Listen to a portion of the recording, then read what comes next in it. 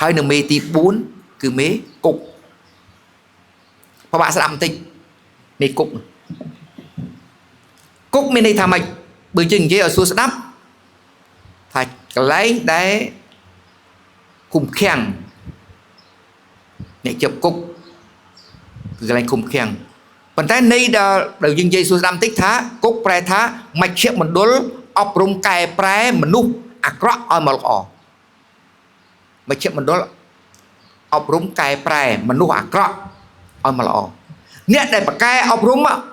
អ្នកអាក្រក់ឲ្យមកល្អមិនជាមនុស្សធម្មតាទេពិបាកទូមានណាមនុស្សដែលអាក្រក់ទៅហើយធ្វើឲ្យមកល្អពិបាកណា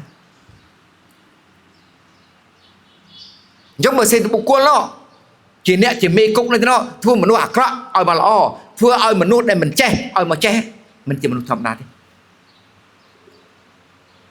ព្រោះយើងទាំងអស់គ្នាឥឡូវនេះទាំងខ្ញុំទាំងអីកំពុងតែជាប់គុក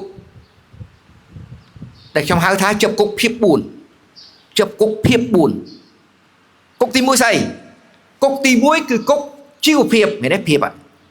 គុកទៅលើជីវភាពឥឡូវអ្នកណាមិនជាពន្ធនាគារជីវភាពយ៉ាងម៉េចទាំងអស់គ្នាសិតតែមានជីវភាពមិនដូចគ្នាទេឃើញទេអញ្ចឹងយើងធ្វើមេត្រូវចេះសន្តោសថាធ្វើម៉េចជួយគ្នាឲ្យដើម្បីឲ្យជីវភាពគ្នាប្រសើរឡើងតាមរយៈអីតាមជួលឯណាខ្ញុំមិនដឹងទេប៉ុន្តែធ្វើមេគេត្រូវមិត្តមើលអ្នកនៅក្រោមបង្គាប់ឲ្យយើងតើស្អីខ្លះជាបញ្ហាជួយជុំជ័យគ្នាឡើងយ៉ាងណាមិញដូចសិស្សយើងសិស្សមួយថ្នាក់របស់យើងវាមិនមែនដូចគ្នាណាពុកលឹកលក្ខណៈវាខុសគ្នាសំបីតែកូនយើងបង្កើតផងវាមិនដូចគ្នាហើយកុំនិយាយថាដល់កូនបង្កើតអាទី1ទី2នោះអាកូនកើតភ្លោះមកក៏មិនដូចគ្នាដែរវាគ្រាន់តែស្រដៀងគ្នាទេឲ្យដូចមិនដូចទេកូនភ្លោះផងចេញពីអូតូម្ដាយខុសតែម៉ោងគ្នាបន្តិចសួរដូចគ្នាទេអត់ដូចទេវាគ្រាន់តែស្រដៀងមែនអត់យើងចង់ធ្វើឲ្យមនុស្សដូចគ្នាមិនបានមិនងាយទេទាំងអស់គ្នាយើងទាំងខ្ញុំទាំងអីអ្នកណាក៏ឈឺដែរមែនអត់ខ្លះឈឺធ្មេញទៅខ្លះឈឺពោះទៅខ្លះឈឺតិចទៅសិននេះឈឺទៅអស់តាជាប់គុកទី4គឺជាប់គុកលើសុវត្ថិភាពសុវត្ថិភាពជីវភាព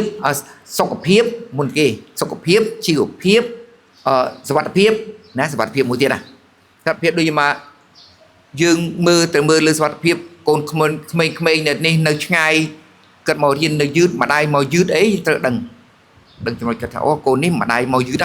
ចុះយើងកុំឲ្យប្រហែសសោះយើងត្រូវចាំឲ្យម្ដាយគេមកយកឲ្យស្រួលបួលខ្ញុំឧទាហរណ៍ដើម្បីសុវត្ថិភាពកូនគេទី1សុខភាពទី2ជីវភាពទី3សុវត្ថិភាពហើយទី4គឺសមត្ថភាពមើលអ្នកណាមិនល្អនេះថ្ងៃនេះឃើញទេយើងដឹងថាពុកលើកយើងមិនសូវយល់យើងបដោះបដាលចិត្តឲ្យខ្ពស់ឡើងបណ្ឌិតចិត្តឲ្យយល់ឡើង